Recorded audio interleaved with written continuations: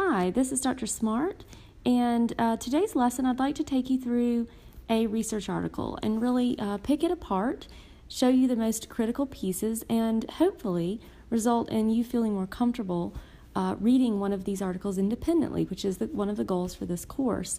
When we're children, kindergarten, first graders, our teachers teach us how to read certain kind of texts, nonfiction, fiction, and I find that often there is not a lot of time spent teaching you how to read this kind of text. It's a very distinct type of reading, and once you have a little instruction today on exactly how to approach a research article, I think you'll feel a lot more comfortable. So let's go ahead and get started. I'm just going to use a simple arrow to point out some things that I want you to focus on. Obviously, we can all see the title here. When you're searching for text, you're often going to want to let that be the first thing that you read to orient you to the real idea of what the piece is about. And this piece is really looking at a pilot study of kindergarten summer school reading program in a high-poverty urban school. So most of the time you'll find the very important aspects of the study. We know already we're looking at kindergarten, summer reading, and high-poverty urban schools. As you begin looking for your own articles, you're going to want to focus on keywords and titles to make sure you're focusing on articles that are specific to your topic. We have the authors here. I'd like to always point out that the very first author listed is who we will refer to as the first author, and that's usually the author that has contributed the most to the piece. Articles are written usually by multiple researchers, but their importance to the research is usually indicated by their position in the list of authors. So we see that we have 5 authors here. So from the top to bottom really shows the importance of their contribution to the piece. Down at the bottom, you'll usually find the journal listed with the volume and the number. That's going to be important as you go to cite these pieces. So the first piece that I really want to point out to you here that I'm going to highlight is the abstract. The abstract is a summary of the article. In research literature, the abstract is going to tell you exactly what was done and what was found. However, don't make the mistake of letting the abstract be the only thing you read. That is absolutely the wrong approach to take to research. You may read an abstract just to get an idea of, is this an article that I want to use, because it's certainly going to tell you more details about the study than the title, but it is not an ethical thing to do to use the abstract and then cite that article like you've read that. In fact, that is considered quite unethical in research. If you cite an article, you are saying that you have spent time diving into that article, really understanding what was done. So the abstract is a guide, but it's just your starting place. The next place that you're really going to want to spend time after the abstract is to go here to the introduction. Usually your articles will begin with a very general introduction about the topic. It's often a really great place to find other citations that you may want to go and then find more general sources that might support your paper. So when you're reading, be looking for citations that you would like to go and find. Really, it's almost a snowball effect of finding citations in an article to then go and find and read that article next.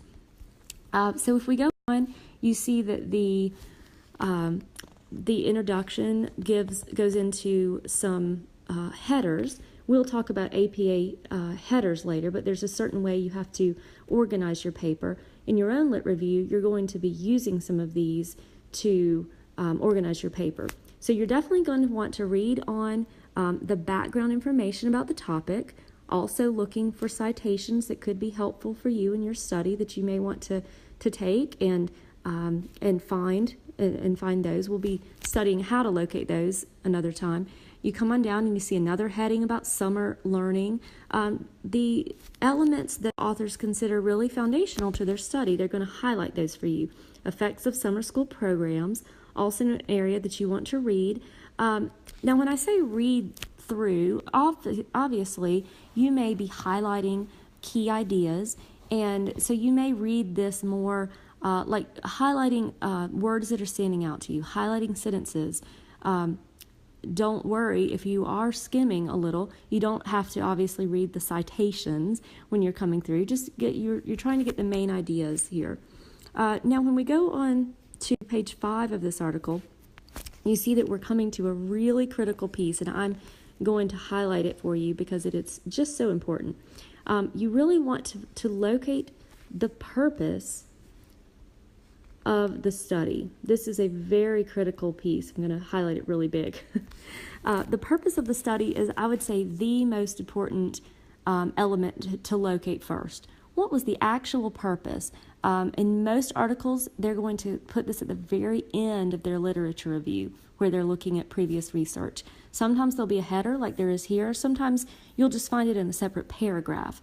But that is critical. I'm gonna put a star beside that because that is something that you're going to want to highlight as you are reading articles.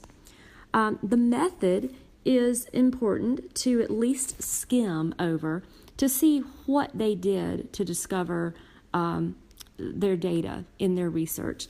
3 questions that I'm going to encourage you to answer as you're going over these texts is the what were they researching, which is right up here, the purpose that we were just talking about. And then the how, the method. How did they do it? Who were the participants? That's going to tell you participants right in method. That you're going to see about the students. You're going to read through exactly who was involved. And then you're also going to come on down here, and usually there will be some tables that are really helpful to understanding that. This is an area that you can skim. Find some of the important ideas, but you don't get caught up in things like these huge names of tests. Just make sure you understand who was involved in the study. Context is important, okay? You want to understand where these studies were done. So then we come through here. You're going to see a lot of studies list measures like this one does. That's just looking at what kind of assessments did they use to gather their data. Did they have surveys? Did they have different types of tests that were used? That also is an area that you can skim over. You don't have to read that word for word, but just, try to identify, okay, look, the Woodcock and Johnson was used in this study. Going down in the results section, or the procedures, this is going to tell you how they did this study, okay? What did they actually do to collect their data? Also important to skim, okay? Like I said, don't get caught up in a lot of the numeric data here, the numbers. That's not important. Just get the high points. Okay, going on through, they're still talking about the procedures, still telling you how they collected their data. And just for you to hit the high points, don't get too bogged down in this section. Once you feel like you understand the basic procedure, okay, they went in and they gave the specific survey to 30 students, and they came from low-income school districts, then go ahead and move on. I'm going to bring you here to a section. I didn't mean to make that quite so large. The results. Some people will disagree with me, but I'm going to tell you to skip over the results section. You are not a statistician, nor are you intended to be in this course. So I don't want you muddling through all of this up here. We will talk about some means and standard deviations, just what that means, but you don't need to read through all of this very detailed statistics. That's going to go on, talk about ANOVAs, which are just really comparing means, complicated tables. This right here is where a lot of students get very intimidated and just shut down and think, I can't do this. You don't have to do this, okay?